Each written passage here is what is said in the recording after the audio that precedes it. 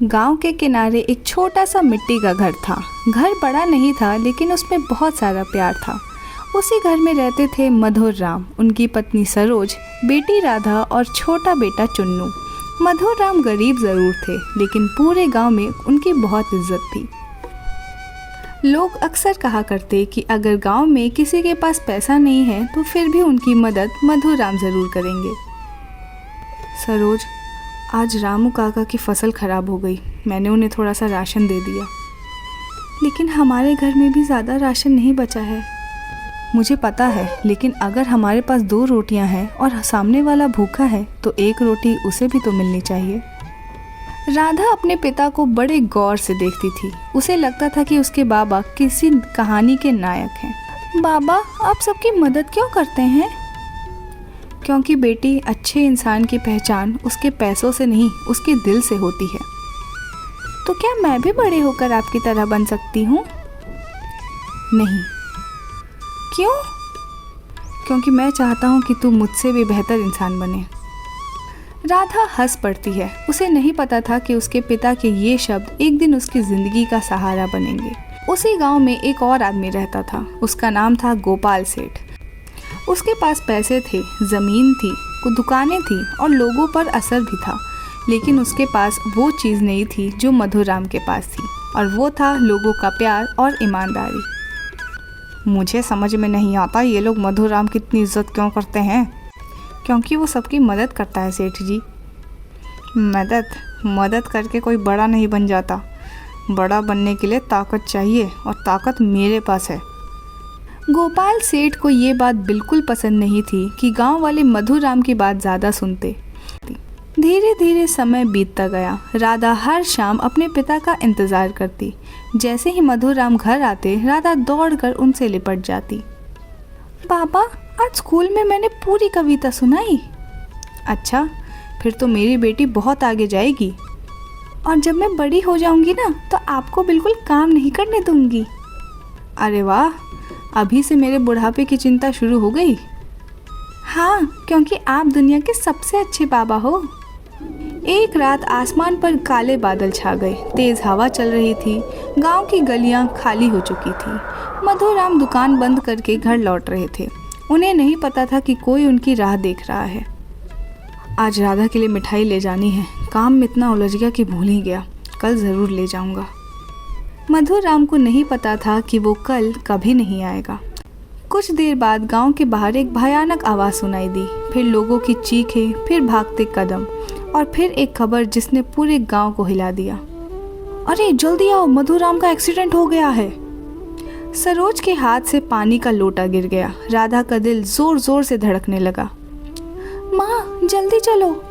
जब वे वहां पहुंचे तो मधुर राम सड़क पर पड़े थे। उनके कपड़े खून से भीगे हुए थे।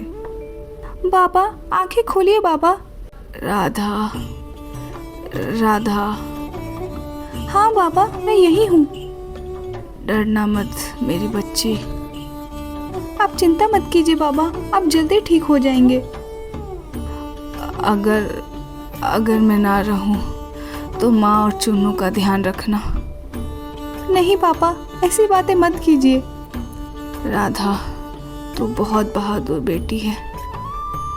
और फिर उनकी आवाज़ हमेशा के लिए खामोश हो गई। उस रात सिर्फ मधुर राम की मौत नहीं हुई थी, उस रात राधा का बचपन भी खत्म हो गया।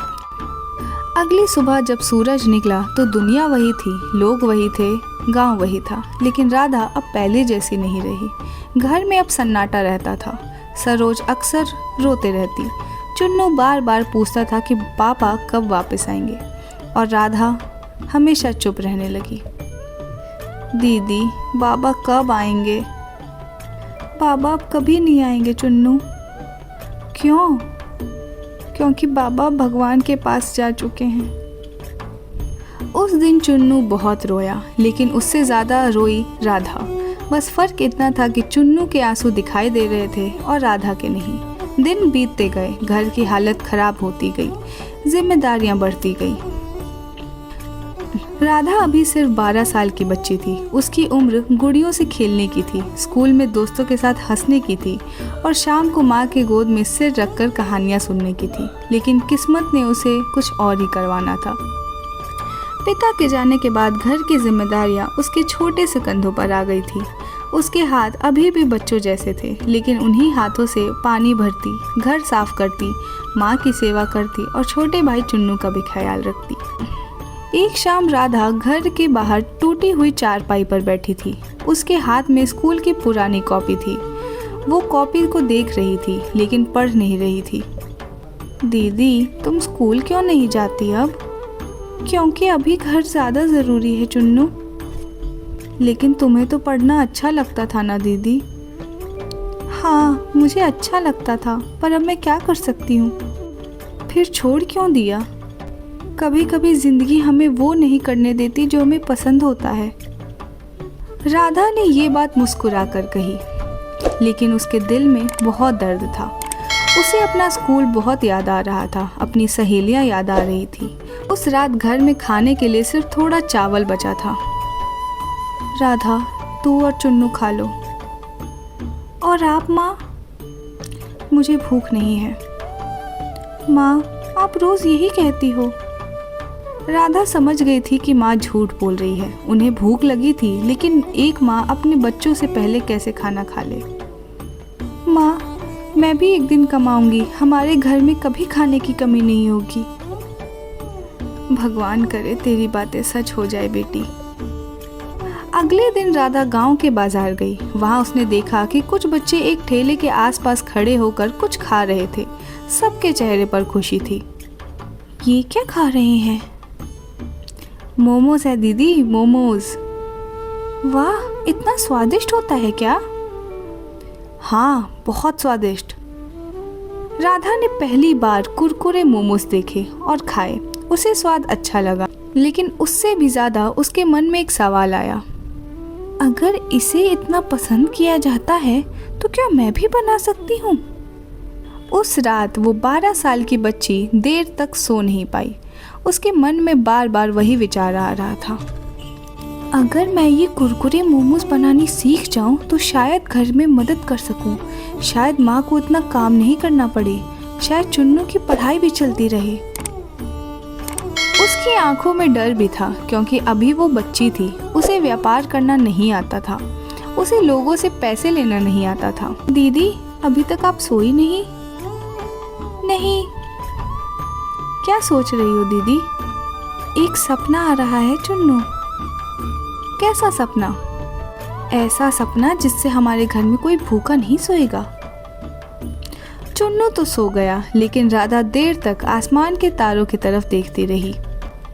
कई दिनों तक उसने कुरकुरे मोमोज बनाना सीखे और अभ्यास करने के बाद आखिर एक दिन उसने वो सीख ही लिया। सुबह सुबह सूरज की पहली किरण के साथ वो 12 साल की बच्ची उठ गई। उसने आटा गूंदा, पत्ता गोभी और गाजर बारीक काटी और बड़े प्यार से मोमोज तैयार किए। दीदी, आज सच में ठेला लगाओगी? हाँ, आज मैं ठेला लगाऊंगी। आपको डर नहीं लग रहा? डर तो बहुत लग रहा है चुन्नू। फिर भी जा रही हो? हाँ, क्योंकि सपने डर से बड़े नहीं होते।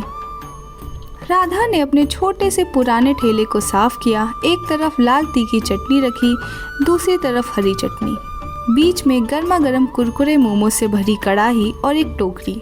सब कुछ तैयार था। गांव की चौपाल के पास पहुंचकर राधा ने ठेला खड़ा किया। शुरुआत में लोग सिर्फ देखकर निकल गए। अरे, ये तो मधुराम की बेटी है। इतनी छोटी उम्र में ठेला लगा रही है। देखते हैं कितने दिन चलता है। ये बातें सुनकर राधा का दिल थोड़ा टूट गया, लेकिन उसने हिम्मत नहीं हारी। दीदी, कोई खरीद नहीं रहा। थोड़ा इंतजार करते हैं, क्या पता कोई आ जाए। तभी एक छोटा बच्चा वहां आया। दीदी, ये क्या है? कुरकुरे मोमोज हैं। स्वादिष्ट है क्या? एक खाकर देख लो, पसंद आए तो और खा लेना। बच्चे ने एक मोमोज खाया, फिर दूसरा, फिर उसकी आंखें चमक उठी। वाह, बहुत मज़ेदार है। उसकी आवाज़ सुनकर दूसरे बच्चे भी आ गए। मुझे भी चाहिए, और हाँ मुझे भी। दीदी एक प्लेट देना। कुछ ही देर में ठेले के सामने बच्चों की छोटी सी लाइन लग गई। दीदी देखो कितनी लंबी लाइन लग गई। हाँ सच में। अब बड़े लोग भी रुकने लगे। बेटी एक प्लेट मुझे भी देना। जी काकी। अरे वाह, इतनी छोटी बच्ची और इतना अच्छा स्वाद, क्या बात है। शाम होते होते सारे मोमोज बिक गए। दीदी एक भी मोमोज नहीं बचा। सच? हाँ। राधा ने दिन भर की कमाई गिनी। नोट बहुत ज़्यादा नहीं थे, लेकिन उसकी खुशी बहुत ज़्यादा थी। कैसा रहा पहला दिन राधा? माँ सारे मोमोज बिक गए। भगवान तेरा हमेशा भला करे बेटी। उस रात कई महीनों बाद घर की खुशियाँ लौटी थी। 12 साल की छोटी राधा ने साबित कर दिया कि उम्र छोटी हो सकती है, लेकिन हौसला नहीं।